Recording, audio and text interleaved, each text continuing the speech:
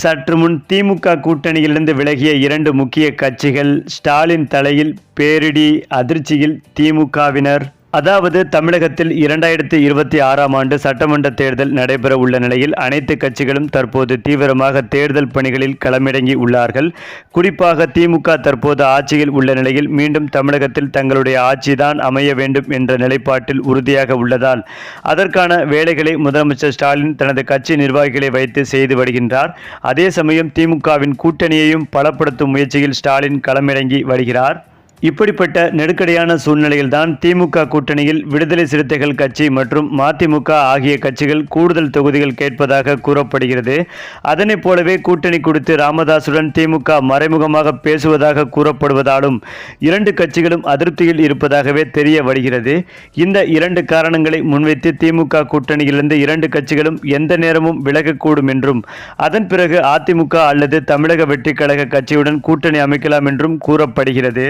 அதேபோல் சட்டமன்ற தேர்தலில் ஸ்ரீபெரும்புதூர் தொகுதியை கூட்டணி கட்சிக்கு ஒதுக்கக்கூடாது என்று திமுகவினர் முதலமைச்சர் ஸ்டாலினிடம் வலியுறுத்தியதாக தெரிய வந்துள்ளது. ஏனென்றால் ஸ்ரீபெரும்புதூர் எம்எல்ஏவாக தமிழக காங்கிரஸ் தலைவர் செல்வ பெருந்தகை இருந்து வரும் நிலையில் கூட்டணிக்கு ஒதுக்கக்கூடாது என்று திமுகவினர் கூறியிருப்பது முக்கியத்துவம் வாய்ந்ததாக பார்க்கப்பட்டும் வருகிறது. மேலும் தமிழக சட்டமன்ற தேர்தலுக்கு இன்னும் 9 மாதங்களே உள்ள நிலையில் அனைத்து அரசியல் கட்சிகளும் தீவிரமாக தேர்தல் பணிகளில் ஈடுபட்டு வருகிறார்கள். அதில் ஆளும் கட்சியாக திமுக தேர்தல் பணிகளை முடுக்கி விட்டுள்ளது. ஏற்கனவே திமுக சார்பாக ஓரணியில் தமிழ்நாடு என்ற பிரச்சாரத்தை முதலமைச்சர் மு.க. ஸ்டாலின் நேற்று அண்ணா அறிவாலயத்தில் தொடங்கி வைத்தார் என்பதும் குறிப்பிடத்தக்கது. இதன் மூலமாக வீடு வீடாக சென்று திமுக உறுப்பினர் சேர்க்கையில் அந்த கட்சியில் நிர்வாகிகள் ஈடுபட உள்ளனர். சுமார் 30% திமுக உறுப்பினர்களை புதிதாக சேர்க்க வேண்டும் என்று ஸ்டாலின் அறிவுறுத்தியுள்ளார். அதேபோல் அண்ணா அறிவாலயத்தில் இன்னொரு பக்கம் ஸ்டாலின் ஒரு நாளைக்கு 3 தொகுதிகள் வீதம் திமுக நிர்வாகிகளை நேரடியாக சந்தித்து ஆலோசனை நடத்தி வருகிறார். குறிப்பாக அந்தந்த தொகுதியின் பொறுப்பாளர்கள், நிர்வாகிகள், இளைஞரணி நிர்வாகிகள் பங்கேற்று ஸ்டாலினிடம் தங்களது கருத்துக்களை கூறியும் வருகின்றனர். அதேபோல் ஸ்டாலினும் ஒவ்வொரு தொகுதியிலும் செய்ய வேண்டிய பணிகள் குறித்தும் அறிவுறுத்தியும் வருகிறார். இந்த நிலையில் இன்று அண்ணா அறிவாலயத்தில் தியாகராயநகர், மயிலாப்பூர் மற்றும் ஸ்ரீபெரும்புதூர் தொகுதிகளின் திமுக நிர்வாகிகளையும் சந்தித்து வருகிறார். ஏற்கனவே ராயபுரம் தொகுதியில் இருந்து அதிமுக முன்னாள் அமைச்சர் ஜெயக்குமார் இந்த முறை மாறி மயிலாப்பூர் தொகுதியில் களமிறங்கப் போவதாக கூறப்படுகிறது.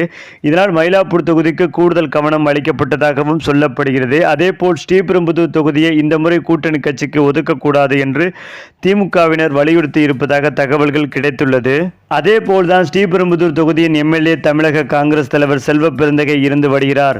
2021ஆம் ஆண்டு சட்டமன்ற தேர்தலில் அதிமுக வேட்பாளர் பழனியை விட சுமார் 10,879 வாக்குகள் வித்தியாசத்தில் செல்வ பெருந்தகை அபார வெற்றி பெற்றார்.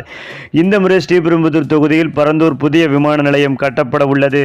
அதேபோல் இதற்கான பணிகள் ஏற்கனவே தொடங்கப்பட்டுள்ள நிலையில்தான் அது ஆளும் கட்சிக்கு எதிராக திரும்பலாம் என்றும் பார்க்கப்படுகிறது. இதனை கருத்தில் கொண்டே திமுகவினர் ஸ்ரீபெரும்புதூர் தொகுதியை கூட்டணிக்கு கொடுக்கக்கூடாது என்று கூறி வருவதாக சொல்லப்படுகிறது.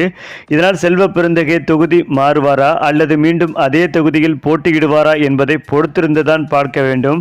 அது மட்டுமில்லாமல் தொகுதி பங்கீடு பேச்சுவார்த்தைக்கு முன்பாகவே திமுக கூட்டணியிலிருந்து 2 முக்கிய கட்சிகள் விலக முடிவெடுத்திருக்கிறார்கள். தனக்கு கேட்ட தொகுதி கிடைக்காது என்ற அதிருப்தியில் முன்கூட்டியே திமுக கூட்டணியிலிருந்து விலக உள்ளதாகவும் தற்போது தகவல்கள் வெளிவந்து ஒட்டுமொத்த திமுக தலைகளுக்கும் அதிர்ச்சி கொடுத்து வருகிறது.